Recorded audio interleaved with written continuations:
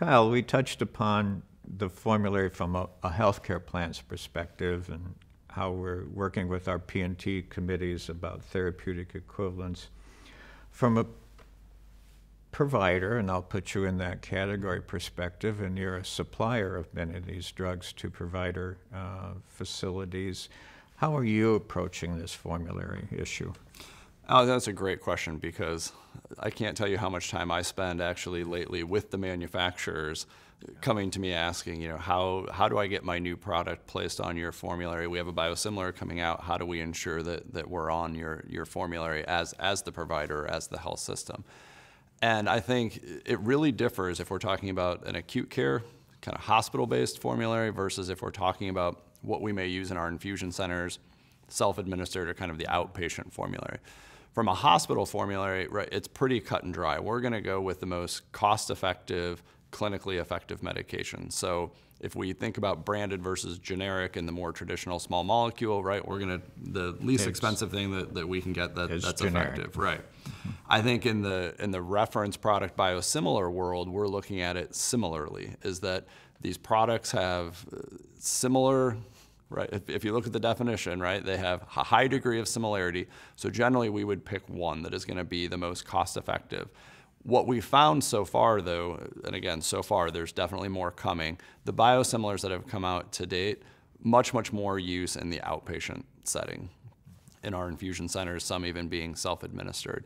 And there, what we're finding is we really need to stock everything. So our formulary really needs to be broad, and that's because if we look at our 5 or 7 major payers that we work with, if there's 3 products in the marketplace, odds are one of those 3 are going to be the preferred agent for any of those, for any of those payers. And so for us, in order to really take the best care of our patients to make sure that they can get what's going to be the lowest cost to them, we really would have all of those things on our formulary and have them be available such that if a given payer, required, or it's a definite advantage to the patient financially to use a given product, we'd make sure that we would have that product on our shelves, on our formulary, ready to go for that patient's infusion.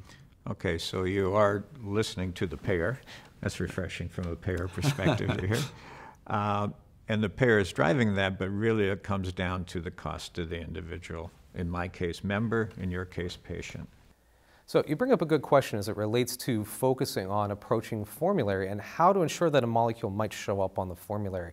It's interesting to see how the FDA has approached this. The FDA recognized that when they set out precedent in the Affordable Care Act back in 2010, it really didn't quite fit the needs that were necessary to build an ecosystem for biosimilar uptake. So this past July of 2018, the FDA released a biosimilar action plan, and it encouraged all parties that were involved in biosimilar development to submit information on how to build a better environment for not only the manufacturers, but the payers, the patients, the pharmacies alike, to grow and fully capture cost savings.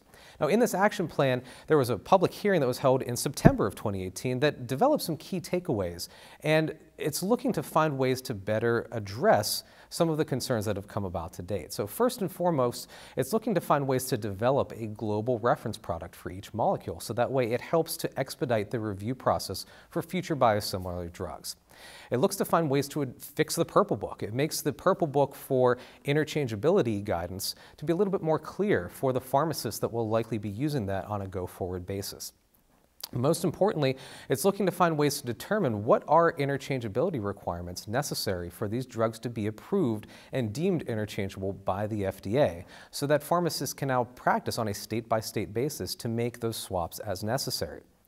It also wants to find ways to improve not only education and awareness to patients, providers alike related to biosimilar drugs, but address potential misinformation that's related to the reference product switching for patients that may already be established on a biologic medication.